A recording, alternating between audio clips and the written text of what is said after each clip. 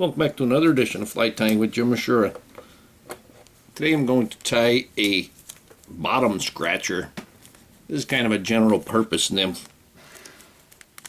The hook that I have in the vise, this is a Hemingway's dry fly curved nymph hook. This is a size 12 and this is an H118. Very sharp hooks from Hemingway's. I have a 3mm bead on it. And I'm going to add a little bit of weight. This is going to be 20 thousandths. We're going to give this about 10 or 12 wraps.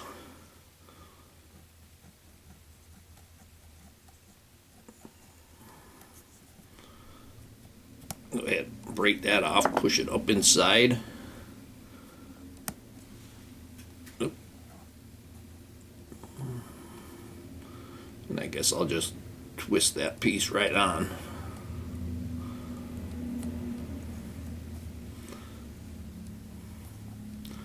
Got a little bit of a tail there, but that's not a problem. The thread I'm going to use is yellow thread. We're going to start the thread behind the lead wraps and push those lead wraps into the bead. And when I get to that tail, I'm just going to wrap that in.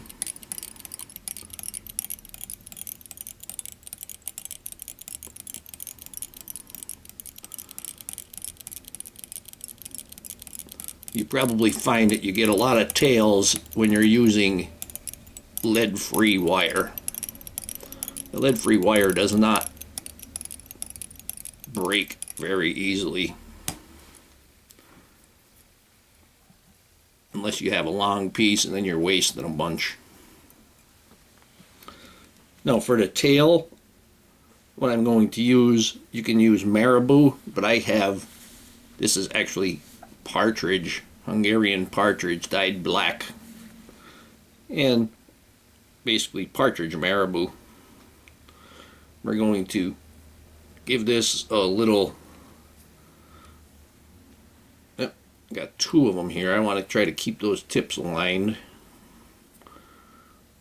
Just get a little bit fuller. There we go. Make a nice plume there. Gonna moisten them there just to kind of keep control of them. Yeah, tie these in.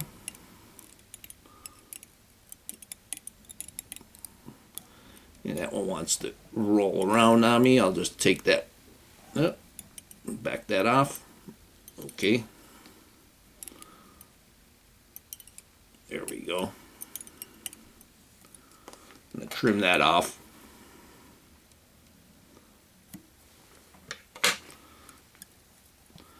This will dry before we're finished with the fly. I'm going to cover all of that tag. Get most of it.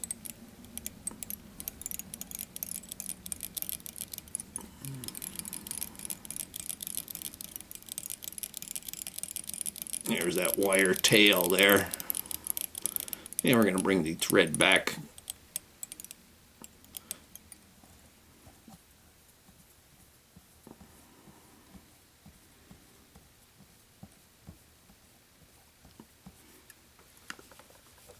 Now for the abdomen, we're going to use Hare's ear. And the reason for the yellow thread is it should show through. When it's in the water, it'll show through a little bit in through the Hare's ear. So we're not going to put on a real heavy noodle of Hare's ear. I got a lot of guard hair in this. Kind of what happens when you make your own.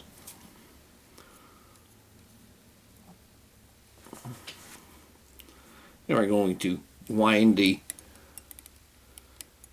abdomen. Let me back that off just a bit. There we go.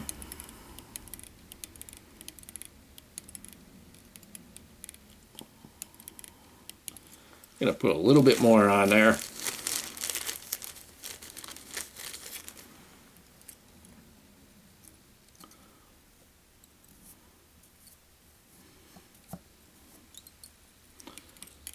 Get that a couple of wraps forward, more forward.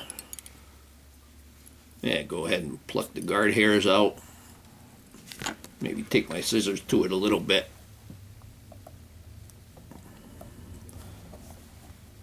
You don't want to trim them all the way down. You want to have that scruffy look.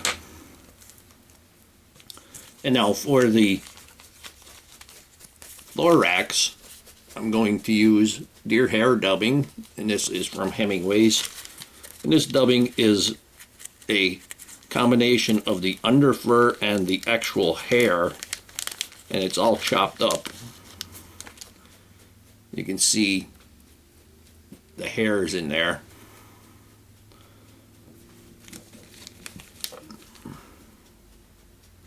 Get a piece with more hairs.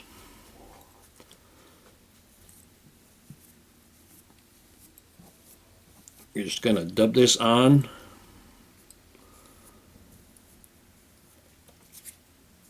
Put a little moisture in my fingers there.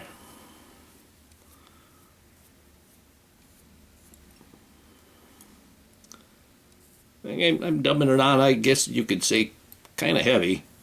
Got about a 3-inch noodle there.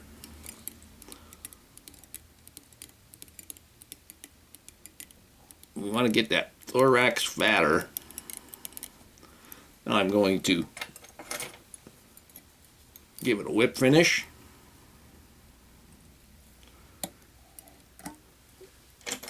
Like I said, this nymph will imitate several different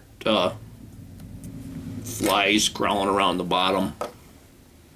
Could be anything from a case caddis to stonefly or crane fly larva even. I'm going to take my dubbing brush and I'm going to tease this out a bit. Just want to get a little bit of those, a little more of those long deer hairs sticking out. Got a lot of it in there, so I could afford to lose some.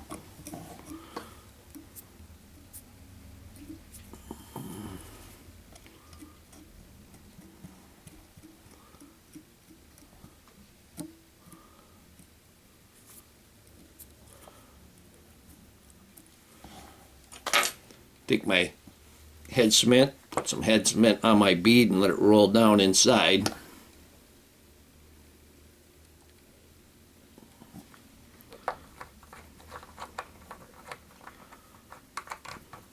This is not a pretty fly, but it's going to catch fish.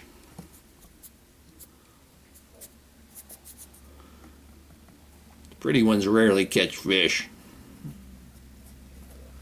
Well, I won't say that they rarely catch fish, but the ugly ones definitely catch fish. And here we have a bottom scratcher. Hope that you learned something from this video. Hope you would subscribe to my channel. Please refer me to your friends. Please visit my sponsors. Leave comments, questions, suggestions. And most of all, thank you very much for watching my videos.